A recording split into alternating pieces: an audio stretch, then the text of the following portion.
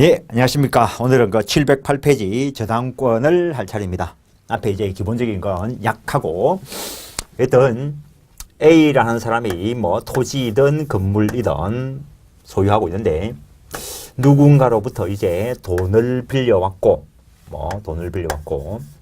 요 목적 물건에 대해서 저당권을 설정해 주었을 때, 저당권도 물건으로서 담보 물건이고 피담보 채권의 존재가 전제되어야 된다는 것. 그래서 채권을 담보하기 위해서 목적물의 점유 이전 없이 원소유자가 계속 점유 사용하고 관점상의 가치만 이전하고 저당권 설정 등기를 함으로써 피담보 채권을 담보하게 하는데, 그래서 저당권의 경우에는 눈으로 흔적을 찾을 수 없습니다. 관념상으로만 존재한다는 것. 그래서 이 건물에 대해서 소유자가 있고, 그래서 등기부 을구에 반드시 저당권 설정 등기가 되어야 되고 피담보 채권액도 기록이 되어야 한다라는 것.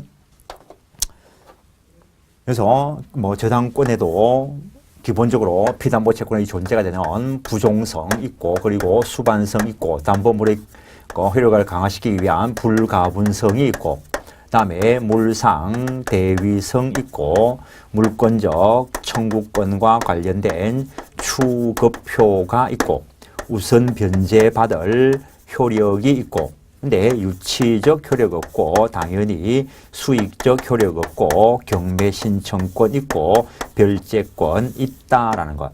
그래서 안 가지고 있으니까 이거는 비용 상환 청구권 이런 이야기가 저당권에 기해서는 나타날 수 없습니다. 근데 여기서 보는 것은 근대적 저당제도의 특질과 우리나라 저당제도를 살짝 비교하는데, 독일의 것하고 비교하는 겁니다. 독일의 것.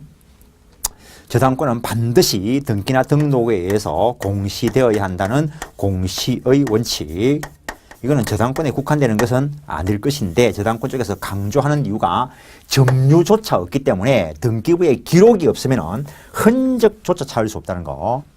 요거에 대한 예외적인 현상이 임대차 쪽에서 공부한 법정저당권입니다. 법정저당권은 토지 임대차와 관련돼서 변제기를 경과한 최후 2년 차임 채권을 담보할 목적으로 토지 임대인이 임차 지상에 있는 임차인 소유의 건물을 압류한 때, 그때는 등기부 갑구에 기록이 됩니다. 그때도 저당권의 효력을 인정한다는 것. 이거는 등기부 을구에 기록되는 것이고, 그 다음에 대상이 특정되어야 한다는 특정의 원칙. 역시 물건이니까 물건의 대상은 특정이 돼야 될 것이고, 그 다음에 순위 확정의 원칙, 순위 확정의 원칙. 순위가 한번 정해지면 변경되지 않아야 된다라는 것을 이야기하는데, 순위가 변경되지 않으려 하면은 순위가 하강하지도 않아야 되고 순위가 승진하지도 않아야 되는데, 우리 민법은 순위 불하강은 인정하는데 순위 불승진은 인정하지 않습니다. 우리는 순위 승진을 인정한다는 거. 어떤 차이가 있냐면, 어떤 부동산에 대해서 갑구를 열어보니까 A가 소유자이고 을구에 K가 저당권자로서 극단적으로 10억짜리 부동산에 대해서 8억 저당권 설정을 해놨습니다. 근데 바본지 아닌지는 모르겠는데 이 사람이 저당권자로 들어가면서 또 8억을 빌려주었다는 거죠. 그럼 이 상태에서 경매가 들어가면, 10억에 낙찰되었을 때, 이 사람은 8억을 다 받아갈 수 있겠지만, 이 사람은 2억만 받아갈 수 있고, 나머지 6억은 무담보 일반 채권이 된다는 거. 경매 들어가면은 이것도 소멸되고, 소유자도 바뀔 거고, 그랬을 때 6억은 이 사람에 대한 일반 채권으로 존재한다는 것.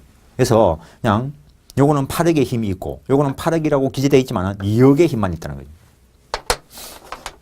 그런데 얼굴만 놓고 봤을 때 역시 똑같이 K가 저당권자로서 8억 채권, P가 저당권자로서 역시 8억 채권이 있다라고 기록되어 있는데, 나머지는 동일한 사안에서 A가 이 돈을 갚았다는 거지.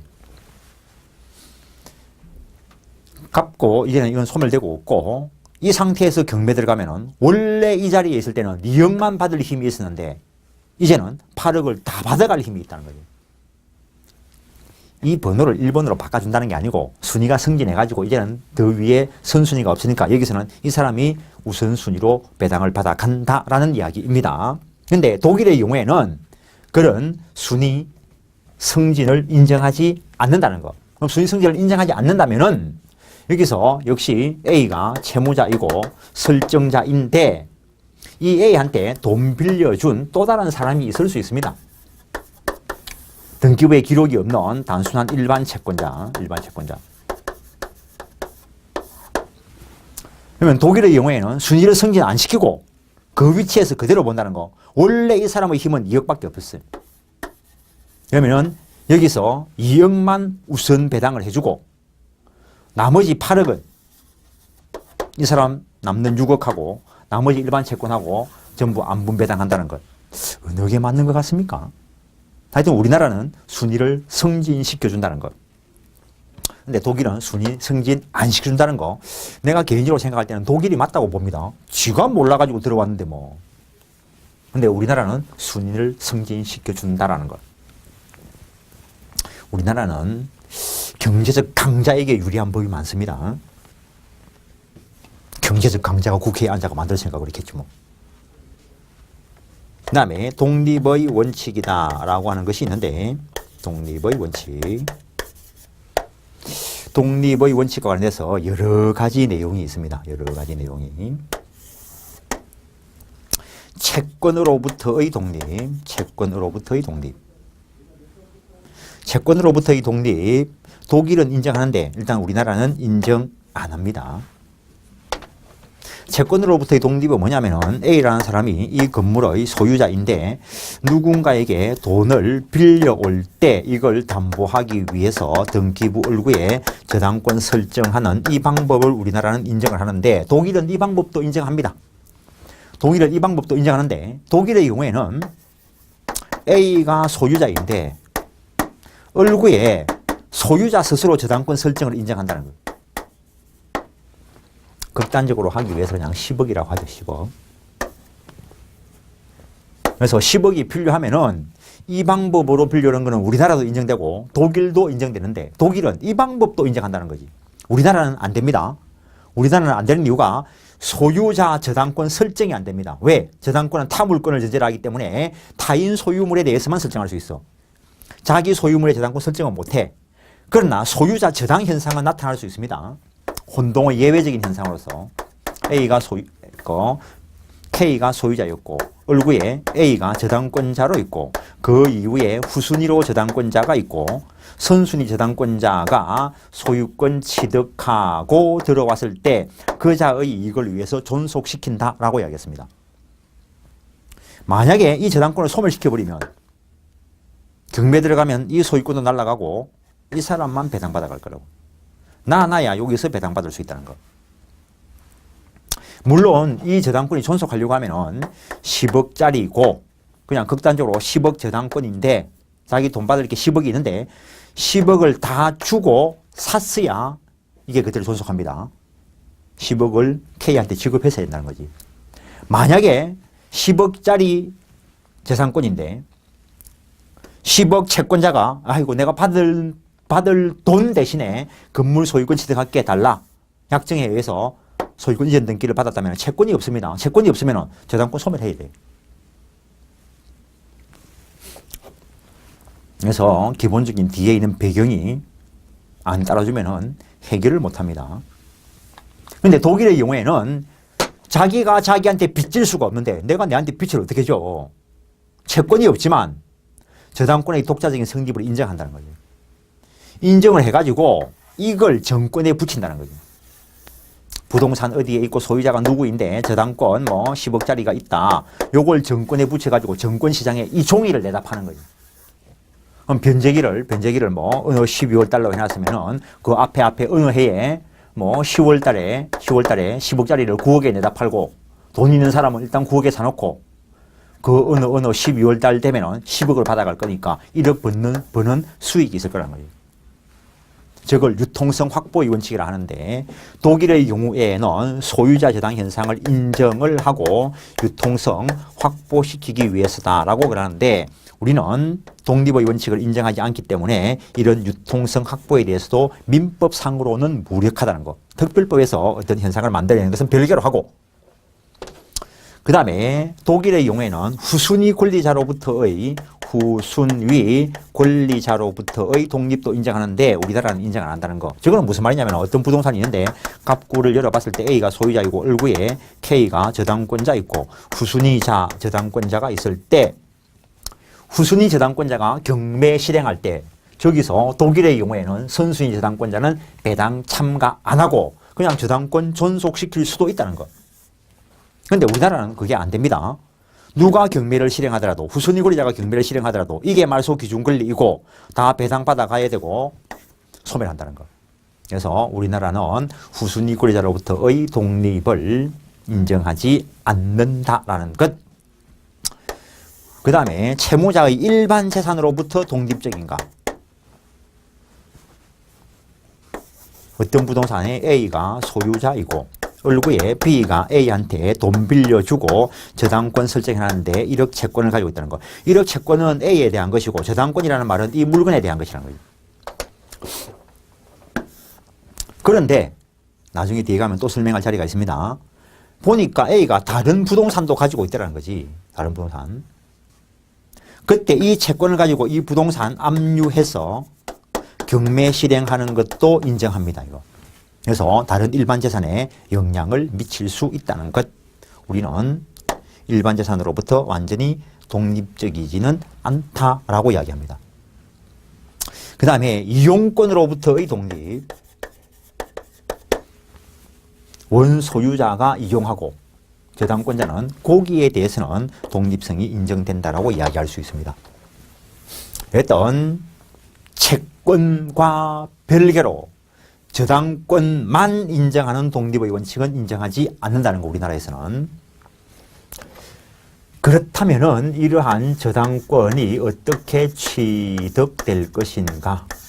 당연히 법률 요건이 충족되면 성립될 것이고 법률 규정에 의해서 취득되는 방법도 있지만 법률 행위에 의해서 저당권 설정 등기를 함으로써 취득할 수 있고 그 다음에 666조 도급계약과 관련돼서 보수청구권을 담보하기 위해서 저당권 설정 청구할 수 있다는 규정이 있다는 정도. 우리 시험 범위에는 안 들어가고 저당권 설정 행위, 물권 행위이고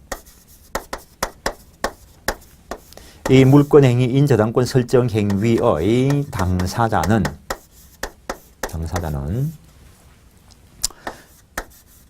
저당권 설정자와 저당권 설정해 주는 자와 저당권을 취득하는 저당권자가 있는데 저당권 설정자는 채무자일 수도 있고 제3자일 수도 있는데 이런 사람을 물상보증인이다라고 이야기한다는 것. 돈은 A가 필요하고 A가 돈을 빌려가는데 A는 돈이 한 푼도 없어. 그 요즘도 그런 사람이 있는지는 모르겠지만 A의 친구 C 소유물에 저당권 설정하고 이렇게 돈 빌려줄 수도 있을 거란 것. 이때 이 사람이 채권자이고 이 사람이 채무자인데 저당권은 이 물건에 대한 거라는 거. 그래서 A가 돈을 안 갚을 때 C가 보증 채무를 부담한 적이 없다면 B는 C한테 돈 갚아라고 요구할 권리는 없어. 채권은 A에 대한 것이기 때문에.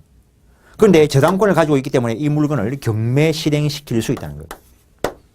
그래서 경락받으면 거기서 배당받아 올 수 있는데 C가 자기 소유권 지키고 싶으면은 대신 갚아서 채권을 소멸시키면 저당권도 소멸되게 할 수는 있다는 것.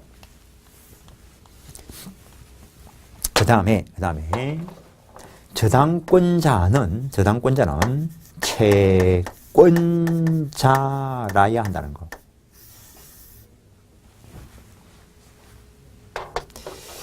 근데 여기서 또 제3자 이야기가 나오는데 3자 명의의 제3자 명의의 저당권 등기 가능하다. 이런 말을 쓰는데 저당권 설정 계약의 당사자는 아니지만 채권자입니다. 이 사람. 어떤 부동산이 있는데 갑구를 열어보니 A가 소유자이고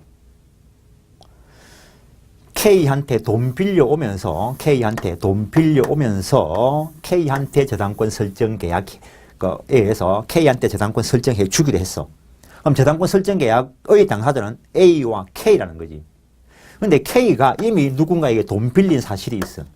그럼 이렇게 채권자이고 이렇게 채무자이고 이 사람이 채권자라는 말은 이 사람의 채무자에 대한 것인데 3자 합의에 의해서 바로 이 사람 앞으로 저당권 설정 등기를 해 주더라도 유효성이 인정된다는 거예요. 그래서 저 판례는 아까 전세권 쪽에서도 받고 저당권 쪽에서 보고 가등기 담보권 쪽에서도 볼 겁니다. 그 다음에 저당권은 담보물건으로서 반드시 피담보 채권이 존재해야 되는데 이거 반드시 금전 채권일 필요는 없고 물건 인도 청구권이어도 무방하다는 것. 그러니까 1,000만 원 빌려주고 저당권 설정할 수 있는데 1억짜리 자동차 빌려주고 저당권 설정하지 못한다면 그게 오히려 불합리할 거라고. 그래서 물건 빌려주고 그 반환 채권을 가지고 물건 인도 청구권을 가지고 저당권 설정할 수 있는데 등기부에 기록되는 것은 물건이 기록되는 것이 아니고 가치 평가액을 기록한다는 것. 그 다음에 저당권의 대상.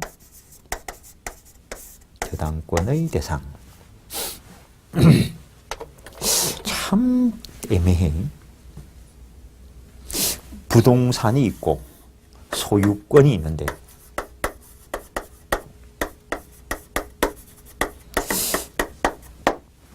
저당권은 부동산에 설정되는 거라 부동산 소유권에 설정되는 거라. 아저씨가 슈퍼를 운영하고 있는데 보통 사람들이 슈퍼에 가서 껌 달라 이러면은 껌이라는 물건을 달라는 거라 껌 소유권을 달라는 거라. 매매는 계약 당사자 일방이 재산권 이전할 것을 약정하고 그 대가로서 대금, 금전을 지급할 것을 약정한 것을 매매라 한다. 따라서 슈퍼 가서 우리가 껌을 산다 라고 하는 것은 껌이라는 물건을 사는 것이 아니고 껌 소유권 사는 거라는 거지. 그거에 대한 대가로서 금전 주는 거라는 거지. 그래서 오늘 또 한 개 배워가지고 또 슈퍼 가가지고 뭐 아이스크림 소유권 주세요 이런 말 하지 말고 현실적인 거고 법적인 거는 명확하게 구분하시라는 거지. 엄밀하게 이야기하면은 부동산 소유권에 설정되는 겁니다. 그래서 부동산 소유권 위에 설정될 수 있고 토지나 건물 그 다음에 지상권 위에 전세권 위에 저당권이 설정될 수 있다는 것. 다음에 저 앞에서 말한 의제 부동산처럼 다루어지는 것. 자동차, 선박, 항공기, 뭐 건설기계 이런 것들 그냥 관념만 잡으십시오. 그 다음에 광업권.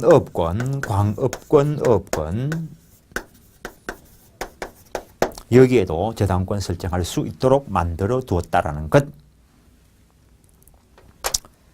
그 정도 하시고 일단 여기까지 확인하시죠. 708페이지 저당권이라는 것은 채무자 또는 제3자가 점유를 채권자에게 이전하지 않고 원소유자가 계속 점유 사용하고 채무 변제하지 않을 때 채권자가 담보로 제공된 부동산 기타 목적물에 대하여 우선 변제받을 수 있는 권리를 가지는 담보물권을 저당권이라 한다라는 것. 그래서 원소유자가 계속 점유 사용한다는 측면에서 저당권은 완벽한 가치권이다 라고 표현한다는 것.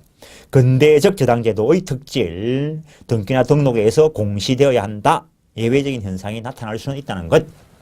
그다음에 특정의 원칙, 대상이 특정되어야 한다는 것. 순위 확정의 원칙, 순위가 하강하지도 승진하지도 않아야 되는데 우리나라는 순위 승진을 인정한다 했고, 독립의 원칙, 채권으로부터의 독립, 채권이 존재하지 않는데도 불구하고 저당권의 성립을 인정하는 것으로서 독일의 경우에는 소유자 저당권 설정이 가능하지만 우리나라는 이걸 인정하지 않기 때문에 소유자 저당권 설정은 불가능하다는 것.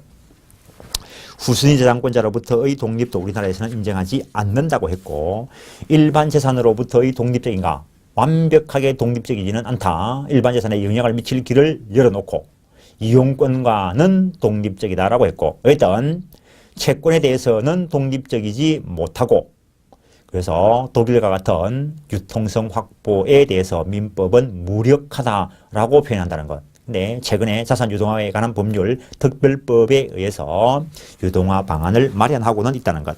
그걸 간단하게 표로 그려놨습니다.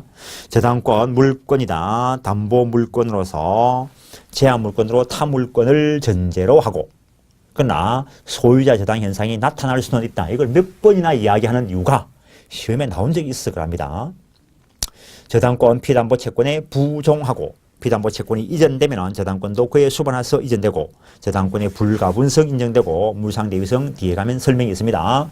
저당권의 담보 물권적 효력, 우선 변제받을 효력, 추고표와 물권적 청구권이 인정되고 경매 신청권 별채권이 있다는 것 앞에서 공부한 거 확인하는 자리이고, 저당권 성립 법률 행위에 의해서 성립할 때 부동산에 대한 물권이니까 등기함으로써 성립될 수 있고, 예외적으로 특수한 저당권 성립과 관련된 것들이 규정이 있는데 666조 도급계약과 관련돼서 보수청구권을 담보하기 위해서 목적물에 대해서 저당권 설정을 청구할 수 있고, 이거는 말 그대로 청구권이라 합니다. 그래서 청구권이기 때문에 거절될 수 있기 때문에 실제로는 이게 활용되기보다는 보수청구권 관련해서 유치권을 통해서 보호받는 게 더 흔한 방법이라는 거. 저당권의 일반적인 성립, 저당권 설정 계약, 분류식 계약이고, 이것도 계약으로서 조건과 기한을 붙일 수 있고, 피담보 채권, 채권 설정 행위, 채권 행위의 존재를 전제로 한 저당권 설정 계약은 종된 계약이 될 것이라는 것. 저당권 설정의 당사자, 설정자는 채무자인 것이 보통이지만 제3자도 설정해 줄 수 있는데 이 자를 물상보증인이라 한다는 것. 간단하게 물상보증인에게는 사전구상권 인정되지 않는다 봐놓으시고, 사전구상권과 관련된 보증채무 쪽에 일정한 예외적인 현상으로서 인정되는 것인데 세부적인 내용이 우리 시험 범위에 안 들어가니까 그 정도만 보는 것입니다. 그 다음에 저당권 설정자는 저당권 설정행위가 물권행위로서 처분행위니까 처분권 있는 자라야 유의하게 설정할 수 있다는 것. 저당권자는 채권자라야 한다는 거. 3자 간 합의에 의해서 제3자에게 채권이 실질적으로 기속되었다면 그 제3자 명의의 저당권 등기 유효하다는 것. 저당권 설정 등기가 있어야 되고, 그 다음에 저당권 등기가 불법 말소된 경우, 이건 저 앞에서 보고 왔습니다. 부동산 법률 행위에 의한 물권 변동에 있어의 등기는 부동산 물권의 취득 요건인 것이지 효력 유지 요건이 아니기 때문에 일단 등기에 의해서 취득되었으면 그 등기가 불법 말소되더라도 권리는 그대로 존속하고, 따라서 물권적 말소 회복 등기를 행사하면 될 것이라는 것. 저당권에서 무효등기의 유용, 이것도 앞에서 보고 온 적이 있습니다. 피담보 채권이 존재하고 저당권 설정 등기를 했는데 피담보 채권이 변제되면은 말소 등기 안 해도 채권이 없어졌으니까 저당권도 소멸됩니다. 그런데 차후에 그 돈을 빌려오면서 그 무효인 등기를 유용하자 합의할 수 있다는 것, 이해관계 있는 제3자가 없을 때 그 정도. 거기에 대해서 세부적인 내용의 판례가 있는데 그 정도만 하겠습니다. 저당권에 담보되는 피담보 채권의 종류 제한은 없다. 일반적으로는 금전 채권이겠지만 물건 인도 청구권도 결국에는 물건 안 주면은 손해배상 채권, 금전 채권으로 변경될 것이기 때문에 물건 인도 청구권도 피담보 채권이 될 수 있다. 그러나 등기부에 기록하는 것은 그 평가액을 기록한다는 거. 일부가 무효이면 나머지 관계에서 유효할 수 있고, 한번 읽어보시고, 장래 채권도 저당권의 피담보채권이 될 수 있다. 살짝 기억하시면서 어느 걸 떠올리시냐 하면은 저 앞에서 물권적 방해 예방 또는 손해배상의 담보를 청구할 수 있다는 걸 몇 번 보고 왔습니다. 그때 손해배상 담보 청구할 때 현재 특정 안 되겠습니다. 장래에 발생할 손해배상 채권을 담보할 목적으로 미리 저당권 등기해 둘 수 있다는 것. 저당권의 객체 등기 등록에서 공시되는 것에 대해서 인정될 수 있는데 부동산에 대한 소유권, 지상권, 전세권, 그다음에 공유 지분도 저당권 객체가 될 수 있다는 거죠. 앞쪽에서 보고 왔고, 그다음에 임목법상의 임목 소유권, 광업권, 어업권, 공장재당, 광업재당, 그 다음에 자동차, 선박, 항공기, 건설기계에 대해서 저당권 설정할 수 있다는 것. 부동산 일부에 대해서는 저당권 설정할 수 없다. 저 앞쪽에서 보고 왔습니다. 자기 소유물에 대한 저당권 설정 안 된다 했습니다. 예외적으로 혼동의 예외적인 현상 때문에 소유자 저당 현상이 나타날 수는 있다라는 것. 법정 저당권 됐고 저당권 설정 청구권 됐습니다. 이렇게 취득된 저당권의 효력과 관련해서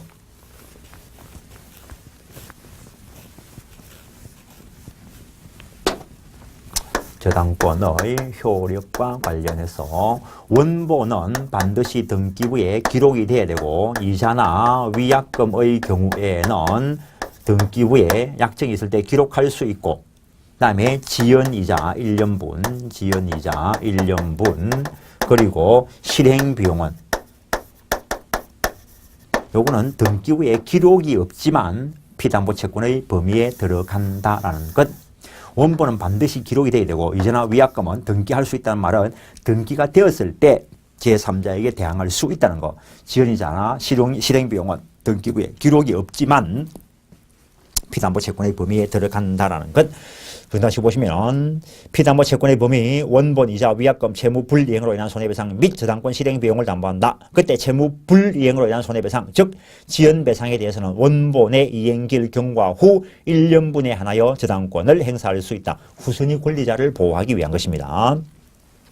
원본에 대해서 반드시 등기부에 기록이 있어야 된다. 이자, 위약금, 지연배상 1년분, 저당권 실행 비용 됐고 6번 저당권자는 물건을 점유 유치 안 하고 있기 때문에 저당물 보존 비용, 저당물 하자로 인한 손해배상 이런 것들은 저당권의 피담보채권하고 관계없다라는 것.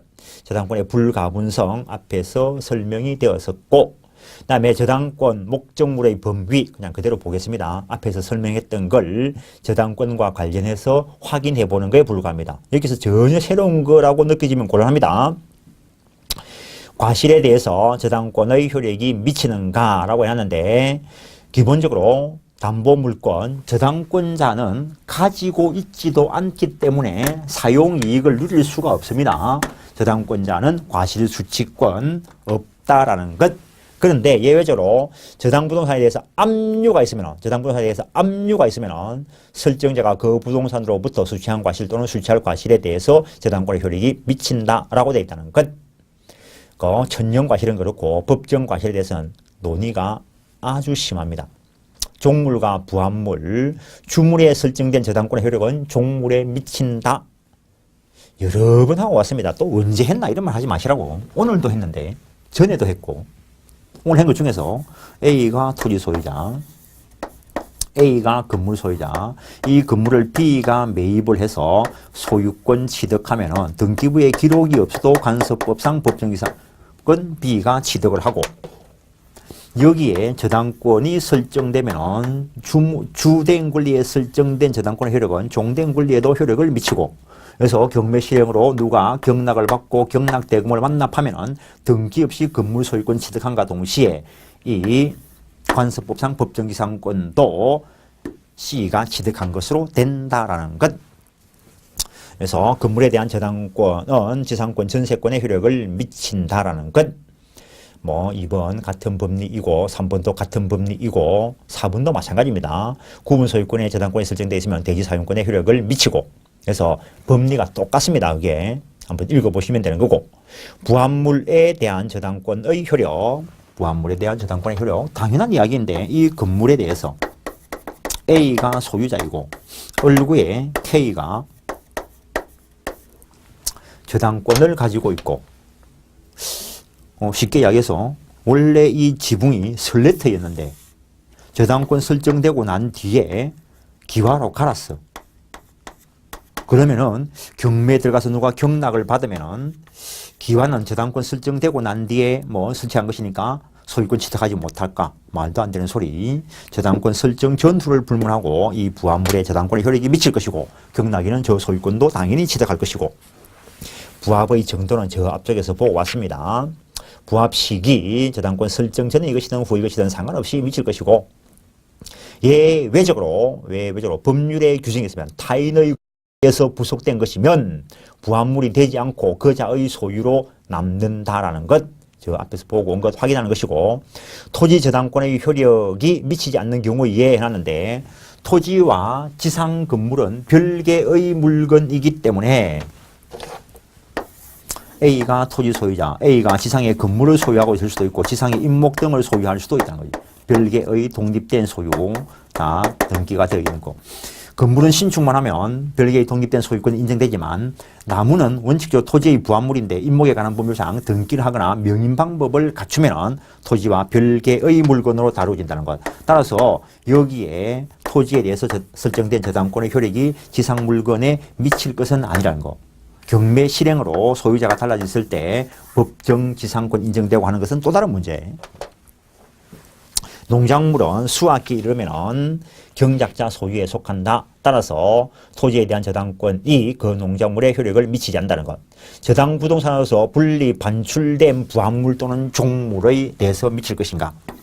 쉽게 이야기하면 이 건물에 대해서 A가 소유자인데 얼구에 K가 저당권 설정했다는 거죠.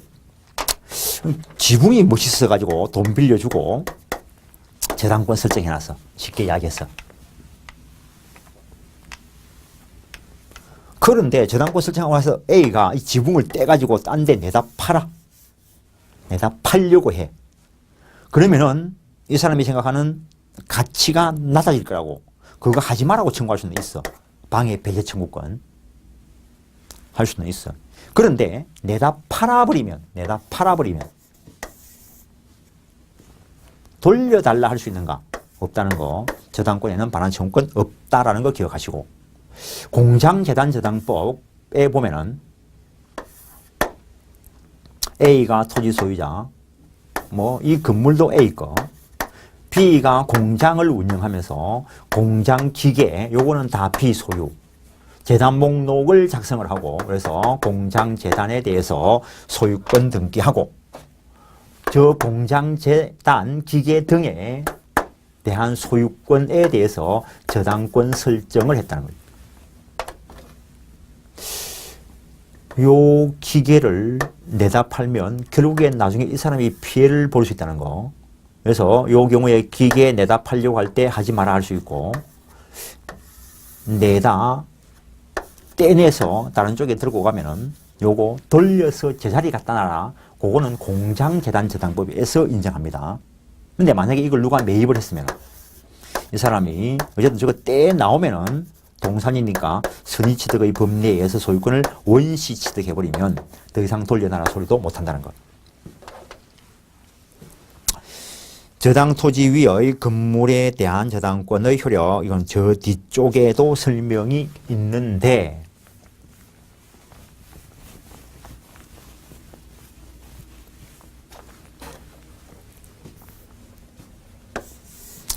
A가 토지 소유자, 여기에 저당권이 설정되어 있다는 거예요.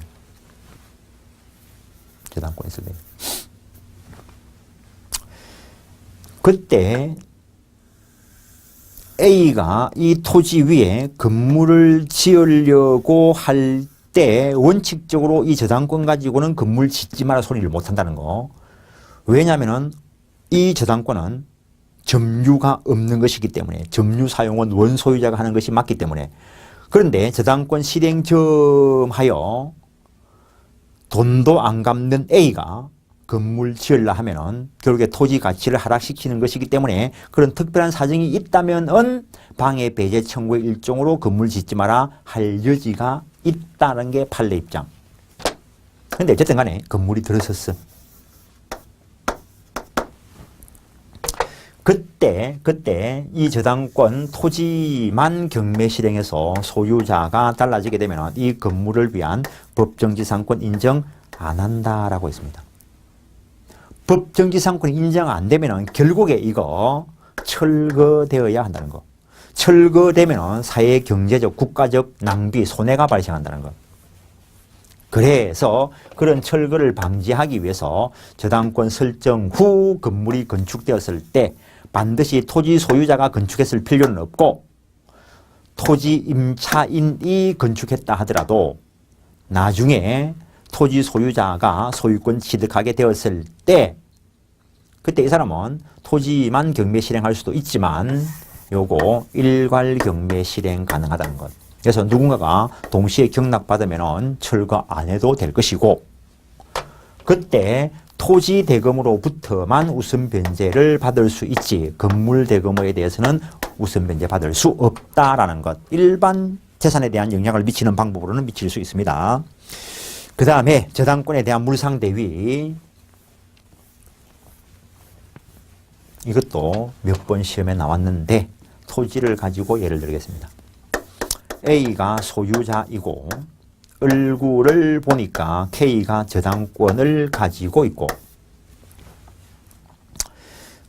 그 이후에 또 다른 누군가가 A한테 돈 빌려주고 압류를 했을 수도 있고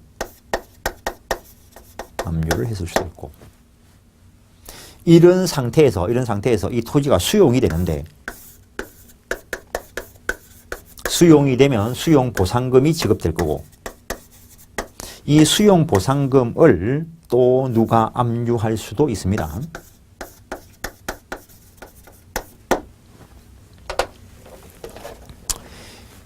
이런 상태에서 일단 등기부에 기록이 이렇게 있을 때 수용자는 누구에게 수용보상금 줘야 될까? 그냥 이 사람한테 줍니다. 이 사람한테, 소유자한테. 받아가고 싶으면 뭐 여기 압류, 수용보상금 압류했으니까 요 수용보상금 압류한 것만큼은 요 사람에게 지급될 수 있고 그다음에 요 사람도 요걸 압류해서 받아갈 수 있습니다. 이 저당권은 원래 이 물건에 대한 저당권인 것이지 보상금하고는 직접적인 관계가 없습니다. 근데 수용돼 버리면 이게 원시취득이고 그러면은 이런 사람들 권리는 다 소멸돼 버린단 말이에요. 원시취득이기 때문에 새롭게 보존 등기하는 것이 맞겠지만 이중 등기를 방지하기 위해서 이전 등기할 것이고 수용을 증명하는 서면을 첨부해서 단독으로 이전 등기 신청할 수 있을 것이고 그다음에 촉탁으로 말소시킬 것이고 이거하고 그래서 저당권 소멸될 사유 때문에 발생한 가치 변형물에 대해서 우선 변제적 효력을 미치려고 하면은 지급되기 전에 이걸 압류를 해야 돼요. 또는 이런 압류에 의해서 배당되기 전에 배당 참가를 해야 돼요. 즉 압류는 자기가 직접 할 필요는 없고 다른 사람이 먼저 압류를 했다 하더라도 지급되기 전까지 배당 참가함으로써 물상대위에서 우선 변제를 받아올 수 있다는 것. 그러면은 이게 건물이라면 화재가 났으면은 뭐 재해보상금 또는 보험금 지급 청구권 이런 것들이 발생할 것인데 따라서 우선 변제적 효력 있는 담보 물건을 소멸시키는 사유 때문에 발생한 가치 변형물에 대해서 우선 변제를 받기 위해서 압류가 있어야 되는데 반드시 저당권자 스스로 압류할 필요는 없고 제3자가 먼저 압류했다 하더라도 지급되기까지 배당 참가함으로써 먼저 배당받아 올 수 있다는 것. 그런데 이런 압류도 하지 않았고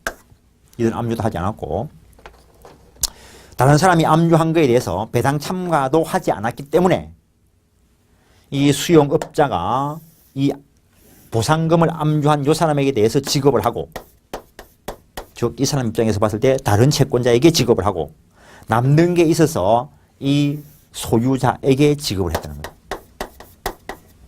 그때 이 저당권자는 나중에 가서 이 다른 채권자한테 부당이득 반환 청구할 수 있는가?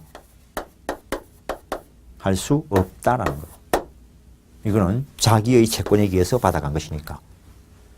소유자가 받아간 것에 대해서는 부당이득 반환 청구할 수 있다고 봅니다.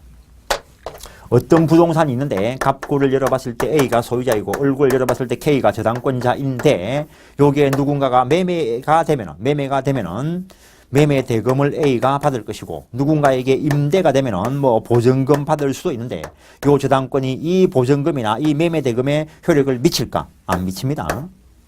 안 미치는 이유가 소유자가 바뀌어도 임차인이 들어와서 이 자리에 대항력 갖춰도 끄떡없이 이거는 존속하고 있어. 나중에 돈 못 받으면은 저가 경매 실행하면은 이 아들이 다 날아갈 거라.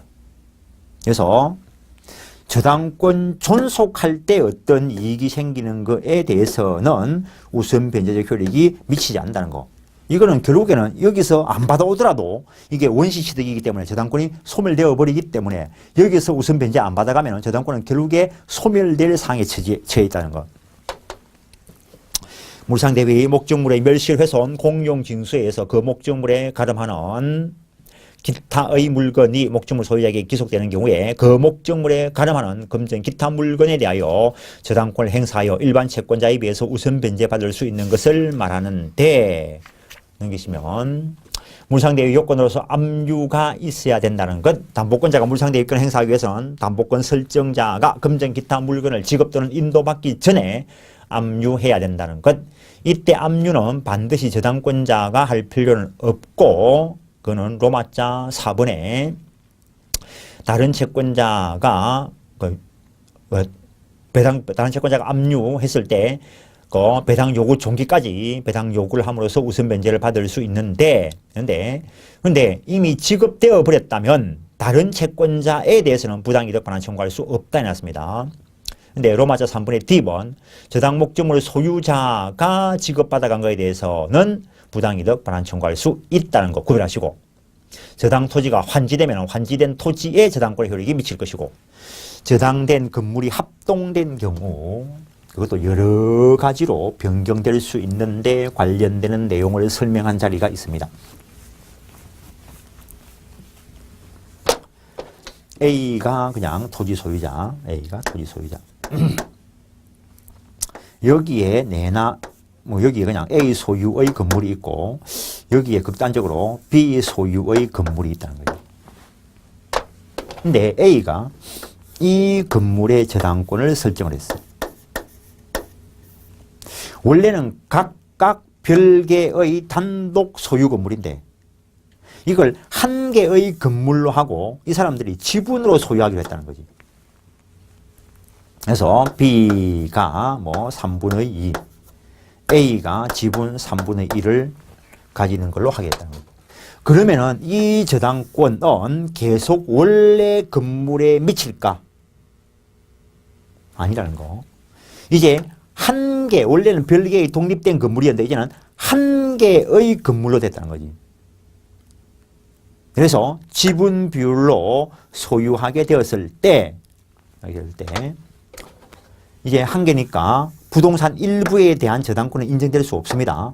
그때 이 저당권은 여기 이 지분 위에 존속하는 것으로 다루어진다는 것. 그때 저당권 실행으로 소유자가 달라지게 되면 이 건물을 위한 법정 지상권 인정한다는 게 판례.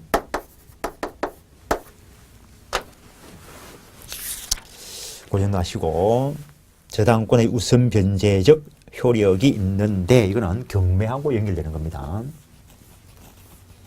결국에 돈을 안 갚으면 어떻게 할 거냐는 거지. 저당권 설정해 놓은 이유가 결국에는 돈 받으려고 설정해 놨는데 변제받기 위해서 설정해 놨는데 안 하면 어떻게 할 거냐는 거지. 안 하면 경매를 실행하든지 공적인 실행 아니면 사적인 실행을 할 수도 있을 거란 거지. 경매 실행했을 때 배당이 영순위 배당하는 거, 경매 비용, 집행 비용이라고도 이야기하는데 법원에서 챙기는 돈이다라고 생각을 하시면 됩니다. 그 다음에 목적물 자체에 들인 비용, 목적물 자체의 들인 비용. 요거 설명한 자리가 있는데 좀 이따 설명할 거고. 그 다음에 최우선 변제 대상, 최우선 변제 대상. 소액보전금 최우선 변제권, 주임법 상임법상 소액보전금 최우선 변제권. 요것은 경매 신청 등기 전까지 대항력을 갖춰서 배당 요구 종기까지 유지시키고 있어야 된다는 것. 다음에 최종 3개월분 임금채권, 최종 3년분 퇴직금, 재보상금, 청구권 이런 것들. 그 다음에 우선 변제 대상, 저당권에 의해서 담보되는 피담보채권, 가등기 담보권에 의해서 담보되는 피담보채권, 다음에 전세권에 의해서 담보되는 전세금 채권, 다음에 임차인이 대항력 갖추고 확정일자 갖추었을 때 이것도 배당 요구 종기까지 존속하고 있어야 되고, 그 다음에 보통 변제라고 했을 때 일반 채권, 일반 채권도 결국에는 압류가 들어와야 배당해 줍니다.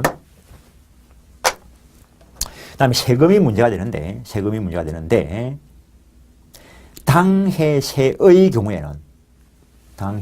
경우에는 목적 물건 자체와 관련되는 세금, 당해세의 경우에는 우선 변제 대상인 것보다 먼저 배당해주고, 당해세 이외의 조세채권, 목적물 소유자에게 부과된 세금을 말할 것인데, 그거는 그 당해세 이외의 조세채권의 법정기일과 우선 변제 대상인 것들의 성립기일을 비교해서 순서에 따라 배당할 거라는 거예요. 그래서 최우선 변제끼리는 요 끼리는 순서에 따라 하고, 최우선 변제끼리는 안분 배당할 거고, 우선 변제 대상끼리는 성립 순서에 따라서 해결합니다. 일단은 그 정도 하고, 그 다음에 사적 실행. 어떤 부동산이 있는데 갑구를 열어봤을 때 A가 소유자이고 얼구에 K가 돈 빌려주고 저당권 설정해놨다는 거죠. 예, 근데 뭐 이거 10억짜리고 이거 8억 뭐 해놨다. 돈 안 갚는다고 그냥 극단적으로 경매에 들어가면, 이게 만약에 4억에 경락이 되면 이 사람이 챙길 돈이 4억밖에 안 돼. 그 다음에 4억밖에 안 갚았으니까 4억 채권을 일반 채권으로서 이 사람한테도 또 피해가 날 수 있어요. 그래서 혹시 돈을 못 갚더라도 경매 들어가지 말고 무조건 내가 2억 주고 그냥 가져갈게. 받을 돈 대신에 물건 가져갈게. 그걸 미리 예약할 수 있다는 거. 대물 변제 예약형이라 하고. 그거는 K가 2억 줄 돈 있을 때 그렇게 할 수 있을 거고, K도 뭐 돈을 옛날에 쌓이고 해가 이만큼 빌려준 적이 있지만 지금은 돈이 한 푼도 없어. 그러면 다른 사람한테 팔고 매매 대금 받아가지고 요거 변제받고 나머지 있으면 가져가고, 임의환가 약정형.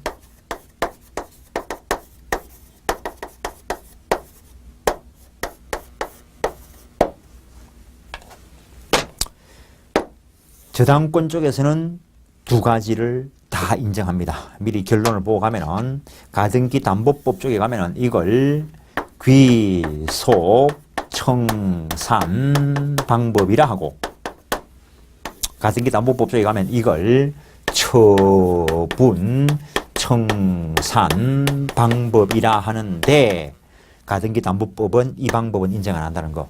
그래서 법대로만 가면은 가등기 담보권이 힘이 셀 수가 있습니다. 변칙적으로 활용되면 당연히 가등기 담보권이 월등히 힘이 세겠지만, 그래서 가등기 담보법을 마련한 이유가 가등기의 담보적 역할을 강화시키기 위한 것이 아니고, 거래계에서 워낙 변칙적으로 이상하게 운영되니까 그 힘을 제한하기 위해서 가등기 담보법을 마련한 것이다 라고 생각을 하면 됩니다. 일단 경매와 관련돼서는 그 정도 하고, 여기서 말소 기준 권리를 알아봐야 되는데, 경매되었을 때 말소 기준이 되는 권리, 경매되었을 때 말소 기준 되는 권리는 돈 받기 위해서 등기부에 기록된 권리 중에서 가장 빨리 있는 권리를 말소 기준 권리라 합니다. 그럼 돈 받기 위해서 저당권이나 근저당권, 가등기 담보권이나 근가등기 담보권, 그다음에 압류나 가압류, 이것들이 돈 받기 위해서 등기부에 기록된 것들입니다. 이것들 중에서 어느 것이라도 가장 빨리 있는 그게 말소 기준 권리이고, 그 말소 기준 권리를 포함해서 뒤에 있는 것들은 다 소멸시키는 것이 원칙이라는 거. 단 유치권의 경우에는 살아남을 수 있다 했습니다. 저당권, 근저당권, 가압류 뒤에 있는 유치권은 경락되어도 소멸되지 않고, 압류 뒤에 있는 경매개시 결정 등기는 압류의 효력이 있습니다. 경매개시 결정 등기. 그 뒤에 있는 유치권이라면 이거는 경락으로 유치권을 소멸한다는 거. 채권이 소멸되는 게 아니고. 그러면은 말소 기준이 아닌 것들이 이거 앞에 있으면은 부동산 등기법상 가등기라면 이거는 존속한다는 거지. 말소 기준 권리가 아니고. 말소 기준 권리보다 앞에 있는 전세권이라면 존속한다는 거지. 말소 기준 권리보다 앞에 있는 지상권이라면 존속한다는 거지. 이런 권리라도 이거 뒤에 있으면 경락으로 다 소멸된다는 거야. 분묘기지권도 똑같은 원리. 이거 앞에 있으면은 존속할 거고, 이것들 뒤에 있으면 소멸될 거고. 가처분 등기도 원칙적으로 이거 앞에 있으면은 존속하고, 가처분 등기. 이거 뒤에 있으면 소멸되는 것이 원칙인데, 그런데 이것이 토지에 대한 건물에 대한 경매 실행인데, 이것들 뒤에 있는 그 가처분 등기가 토지 소유자가 불법 건축한 건물 철거를 위해서 가처분한 것이라면 뒤에 있어도 존속할 수 있습니다. 그게 극히 예외적인 거는 민법 시험에서 나올 건 아니고, 하여튼 말소 기준 권리, 앞에 있는 말소 기준 권리 아닌 것들은 소멸되고, 말소 기준 권리를 포함해서 뒤에 있는 것들은 다 소멸되는 것이 원칙인데, 유치권은 별개로 생각을 하시라는 거죠. 이걸 볼 줄 알아야 경매를 할 수 있습니다.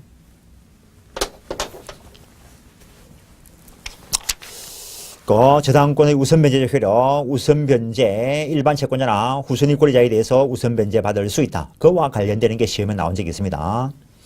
우선변제의 순위, 일반 채권자에 비해서는 우선변제를 받습니다. 그런데 채권이라 하더라도 특별법에 의해서 보호되는 것이라면 저당권보다 우선변제 받을 수 있고, 그 다음에 임차권은 채권이지만 대항력과 확정일자가 주면은 저당권과의 관계에서 순서에 따라서 배당할 거라는 거. 전세권과의 관계 순서에 따라 해결할 것이고, 넘기시면 저당권 상호간 순서에 따라서 해결할 것이고, 임금채권 이야기 됐고, 국세 우선권과의 관계, 저당물 소유자가 체납하고 있는 국세, 당해세 이외의 조세채권은 그 법정 기일과 저당권 등 우선 변제권의 순서에 따라서 해결할 것이고, 목적 물건에 부과된 당해세의 경우에는 저당권보다 우선한다는 거. 유치권에 대한 거 됐고, 723페이지 일반 채권에 기한 가압류된 후 설정된 저당권은 선순위 가압류가자와 안분비례하여 평등 배당을 받는다. 그게 중개사 시험에 나왔습니다. 항상 이야기하지만 내가 시험에 나왔습니다 하는 거는 당연히 내 책에 있는 것들이었고, 그게 조금 전에 1번 채무자가 변제기에 변제하지 않으면 저당권자는 저당 목적물을 일정한 절차에 따라 매각한가요? 그 대금으로부터 다른 채권자에 우선하여 변제받을 수 있다라고 해놨는데,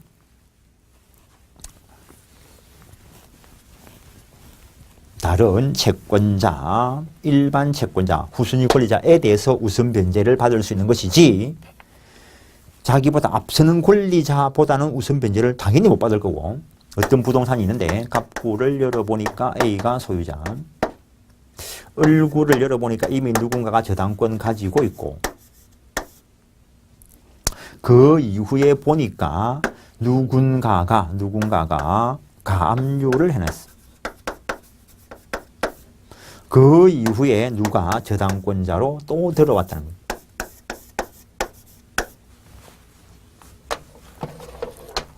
경매에 들어가면 이게 말소 기준 권리고, 일단 여기서는 이 사람이 가장 먼저 우선 배당을 받아가요. 그 다음에 이 두 사람 관계가 문제가 되는데, 이 가압류한 사람은 일반 채권이지만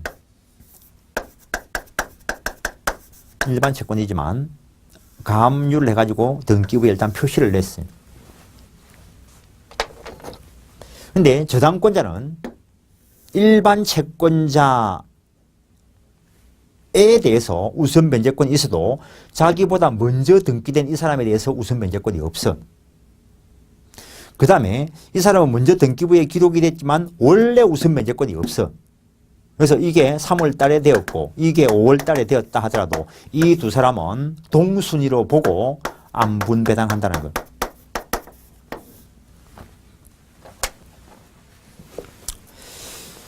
그게 시험에 나왔었습니다.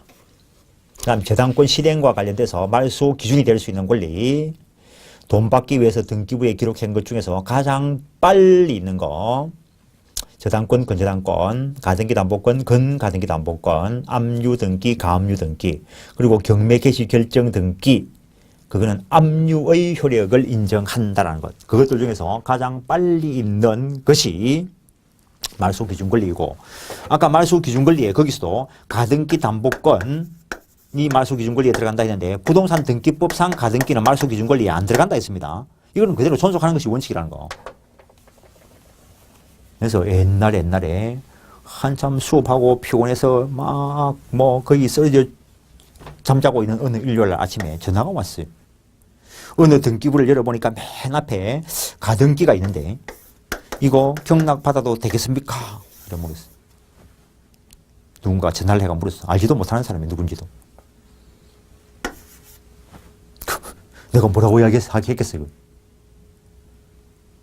내가 어찌 아냐고. 당신은 등기부를 보고도 모르는데 나는 말로 들어서 어떻게 하냐고. 등기부를 봐도 그게 부동산 등기법상 가등기인지 담보 가등기인지 구별이 안 돼. 실체관계를 따져봐야 돼. 못 따지면 할 수 없는 거고.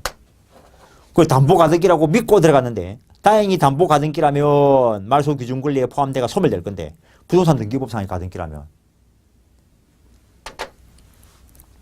소유권 취득해봐야 가등기에 의해서 본등기하면 날아갈 것이고, 그때 채무자나 물상보증인에 대해서 경매에서 저당권 실행으로 소유권 가등기 담보권 실행으로 소유권 날아갔으니까 576조 매도의 담보책임 법리를 물을 수 있을 것이고, 그건 나중 문제고. 그 다음 배당 문제는 이거는 민사집행법 문제이기 때문에 과감하게 넘어가겠습니다. 옛날에는 여기에 장황하게 실어놨는데 지금은 넘어갑니다.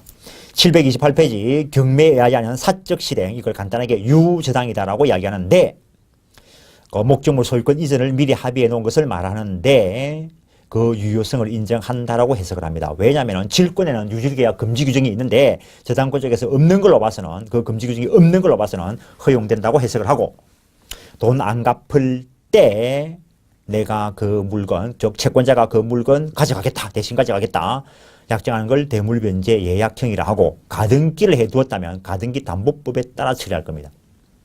이미 한가 약정형 다른 사람한테 팔아치우고 그 대금으로부터 변제받아갈 걸 약정해 둔 것을 말한다는 것. 그 정도 하시고, 일반 채권자로서 변제를 받는 경우에 하는데 그것도 민법 시험에서 나올까 싶기는 하지만 원리는 알아놓으시라는 거죠. A한테 B가 돈을 10억을 빌려주었고 이 부동산 여기에 저당권 설정해놓고 10억 채권 있다라고 기록을 해놨답니다. 예컨대 1번 부동산. 근데 A가 가지고 있는 부동산은 더 있을 수도 있어요. 2번 부동산도 있고 3번 부동산도 있고, 그래서 공동 저당을 설정했을 수도 있는데 어떻게 하다 보니까 1번 부동산에만 저당권 설정되어 있더라는 거예요. 이 저당권은 1번 부동산에 대해서만 설정된 저당권이니까 저당권 가지고는 2번 부동산이나 3번 부동산에 효력을 미칠 수 없다라는 거. 그런데 이 사람은 채권자이기도 하다는 거. 그러면은 일반 채권자로서 채무자가 가지고 있는 다른 목적 물건에 대해서 효력을 미칠 수는 있을 거라는 거죠. 그래서 자기의 저당권 실행되기 전에 다른 채권자가 다른 부동산 2번, 3번 부동산을 경매에 들어가더라는 거지. 그래가지고 다른 채권자들이 돈을 다 받아가고 난 뒤에 이 사람이 이 물건 경매 실행해 보니까 5억밖에 안 나오면은 10억 저당권을 가지고 있지만 실제로 5억밖에 못 받아가는 수가 발생한다는 거지. 그래서 여기에 일반 채권자로서 배당 참가를 할 수 있다는 거죠.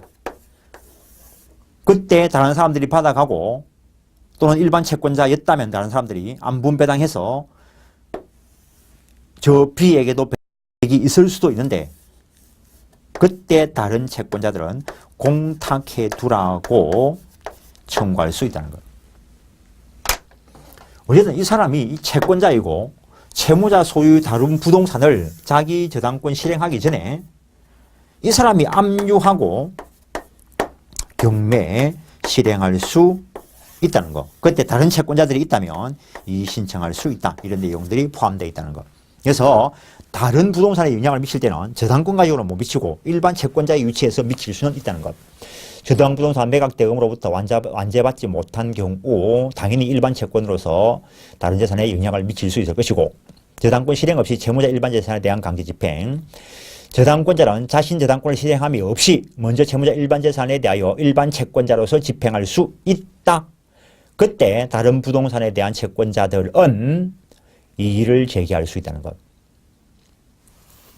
그 다음에 다른 사람이 먼저 다른 부동산을 경매 실행하면 배당 참가할 수 있고 그때 배당받은 것이 있으면 다른 채권자는 공탁해두라고 청구할 수 있다는 것. 저당권과 용의권과의 관계에 일단 저당권이 있어도 용의권, 이용권이 소유자에게 있기 때문에 소유자는 다른 사람에게 용의권 설정할 수 있다라는 것. 그 정도 하시고 그 정도 또 하시고 하니까 또 염려스러워.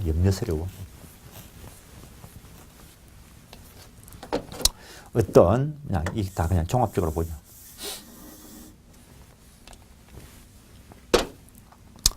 이게 한 개의 부동산인데 뭐 토지이든 건물이든 상관이 없을 거고 근데 얼굴을 보니까 누가 전세권을 가지고 있어요. 전세권을 가지고 있어요. 근데 범위를 보니까 이쪽 부분에 대한 전세권이라는 거지. 한 개의 필지인데 요 X 부분에 저당권 가지고 있다는 거죠. 전세권. 또 다른 누군가를 보니까 전세권을 가지고 있는데 이 사람 전세권은 요 부분, Y 부분에 대한 전세권이라는 거예요. 용익물권은 부동산 일부 위에 설정될 수 있다. 그것도 올려보시라는 거예요. 그 이후에 누군가가 저당권 설정했다는 거예요. 저당권은 부동산 일부 위에 설정이 안 되니까 전부 다에 대해서 저당권 가지고 있다는 거예요. 뭐 피담보 채권이 얼마든지 간에. 그 이후에 또 얘의 편의를 위해서 또 다른 누군가가 지상권 가지고 있다는 거죠. 그래서 이 사람 지상권은 요 부분에 가지고 있어요.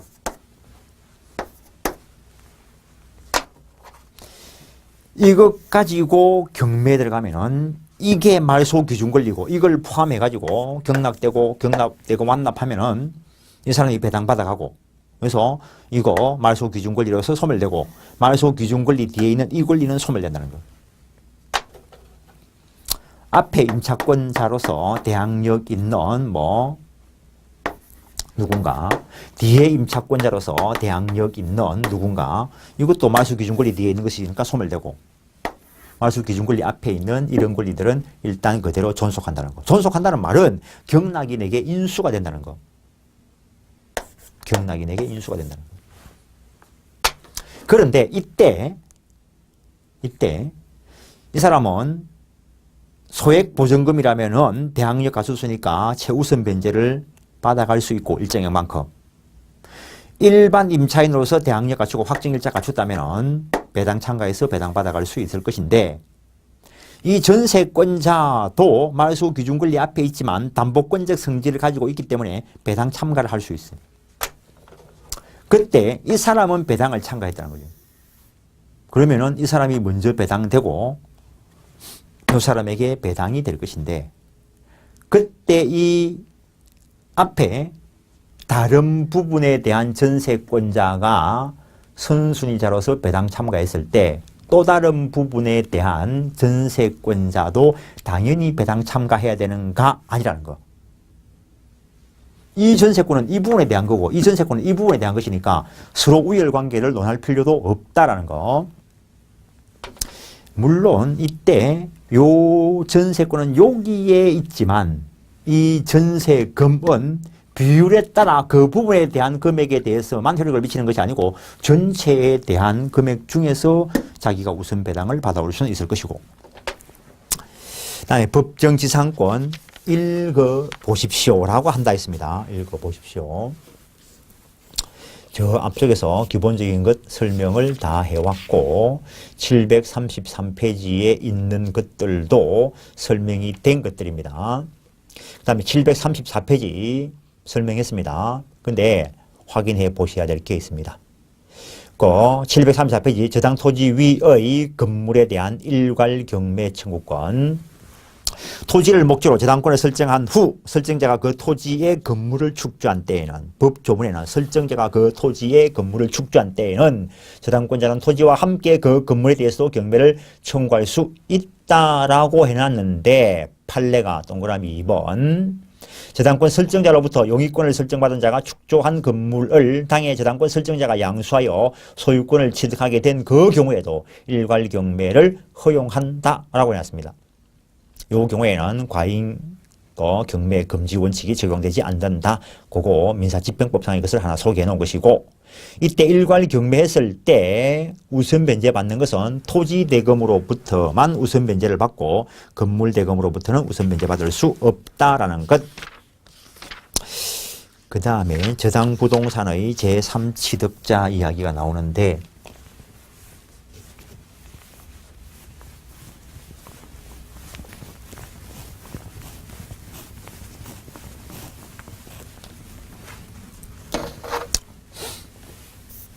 어떤 부동산이 있는데 토지이든 건물이든 A가 소유자이고 얼구에 이미 저당권이 설정되어 있는데 이 저당 부동산에 대해서 소유권을 취득하고 들어오거나 또는 지상권, 전세권을 취득한 자를 저당 부동산의 제3취득자라고 개념 정리하고 설명은 소유권 가지고 설명한다는 거예요. 법리는 똑같은데 등기부를 볼 줄 알면 법리가 똑같이 적용되는 걸 아는데 등기부를 볼 줄 모르면 그건 또 다른 문제. 그래서 저당권이 설정되었을 때 이게 10억이고 저당권에 담보되는 피담보 채권이 그냥 한 4억쯤 기록이 되어 있다고 보자는 거예요. 그때 요 사람이 이 저당 채무를 자기가 인수하고 내가 이 돈을 나중에 4억 갚을 때니까 당신은 6억만 받고 소유권 넘겨주세요라고 해가지고 넘겨받았다면 이 사람은 여기서 말하는 저당 부동산의 제3취득자가 아니라는 거. 이거는 자기가 이걸 갚아야 되는 거고. 여기서 여러 가지 문제가 나타나지만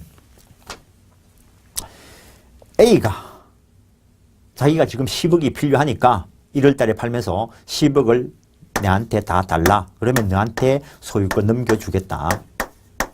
나중에 12월 달 돼서 내가 갚아주면 되지 않느냐 라고 말하길래 철석같이 믿고 10억을 다 주고 소유권 취득을 했어. 나중에 안 갚아주면 어떡할 건데. 채무자는 A가 맞아. 이 사람이 채권자인 것은 A에 대한 채권자이지 B에 대한 채권자는 아니라는 거. 근데 A가 안 갚으면 B한테 갚아라 소리는 법적으로 할 권리가 없지만 이 저당권 가지고 경매 실행하면은 누가 경락을 받으면 결국에 B 소유권이 날아갈 거라고. 이 소유권 날아가는 걸 방지하고 싶으면 변제기 후 채무자의 의사에 반해서라도 변제하고 저당권 소멸시켜서 자기 권리를 유지시킬 수 있다는 거. 왜냐면 이때 10억 줬지만 4억 가지고 꼴랑 4억 가지고 경매 들어오는데 이거 지금 이거 20억짜리로 올라 있다는 거지. 그러면 뭐 일단 갚고 없애고 소유권 지켜야지. 그리고 이렇게 구상권 행사할 수 있다는 것.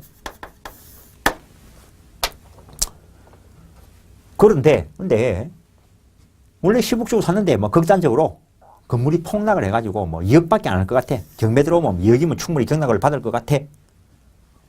그러면 안 갚는 거지 뭐. 그래서 이때 이 사람이 경매 들어오면은 이 사람은 경락인이 될 수 있다는 거. 경매인, 매수인이 될 수 있다는 거. 채무자는 안 돼. 채무자는. 경매받을 것 같으면 이걸 갚아야지. 신의 측에 반해서 자기가 경락인이 될 수는 없다는 것. 제3취득자는 경락인이 될 수 있다는 것. 그 다음에 그래서 뭐 한 3억 주면 경락 받겠지 했는데 자기는 3억을 썼는데 자기보다 뭐 돈을 많이 쓴 3억 5천을 뭐 대금으로 한 사람이 있더라고요. 그럼 이 사람에게 경락되어 버릴 거라고. 그럼 결국에는 소유권이 B의 소유권은 날아가게 되는 거예요. 이 사람이 소유권 취득하게 되는 거예요. 그러면은 이때 저당권 실행으로 소유권이 날아갔으니까 요 사람에 대해서 576조 매도인의 담보 책임을 물을 수 있고 선악을 불문하고 손해 있으면 손해배상 청구할 수 있고 그 다음에 소유자로 되었을 때 목적물에 들인 비용이 있으면 그 비용을 들인 것 때문에 분명히 경락가액이 올라가는데 영향을 미쳤을 거라고. 그러니까 요 비용은 아까 여기서 말했던 경매 비용, 집행 비용 다음에 목적물에 들인 비용을 거기서 배당해 준다는 것. 다른 사람들에게 손해 미칠 것은 아니기 때문에. 저당부동산의 제3취득자, 저당권이 설정된 후 저당 목적물에 대한 소유권, 지상권, 전세권을 취득한 자를 말한다는 것 정도. 그다음에 간단하게 이야기해놓고 계약 법리에 따라서 저당권 실행으로 소유권을 날리게 되었다면 매도인의 담보 책임을 물을 수 있고 그때 또 저 매도인 담보 책임 쪽에 있는 것으로서 권리를 주장하는 자가 있거나 권리를 잃을 염려가 있을 때는 그 한도 내에서 대금 지급 거절할 수 있다. 그 법리가 적용될 것이고 다음 넘기시면 저당부동산의 제3취득자는 변제기 후 채무자의 의사에 반해서라도 변제할 수 있고 그때 변제한 후 구상권 행사할 수 있다는 것. 여기서의 변제할 수 있는 제3취득자에는 후순위 건저당권자는 포함되지 않는다는 것. 그 정도 하시고 제3취득자가 변제하면은 후순위 지상권자가 변제했다면은 그자에게 저당권이 법리상 당연히 이전될 것이고 그다음에 경락인이 될 수 있다라는 것. 그다음 제3취득자가 목적물에 들인 비용이 있다면 경매대금에서 영순위로 집행비용 다음에 배당받아갈 수 있다는 내용을 써놓은 것이고 그다음 738페이지 저당권의 침해에 대한 구제 방법이 있는데 여기서 잠깐 쉬었다가 저당권 그 나머지 문제하고 건저당 공동저당을 보겠습니다. 잠깐 쉬겠습니다.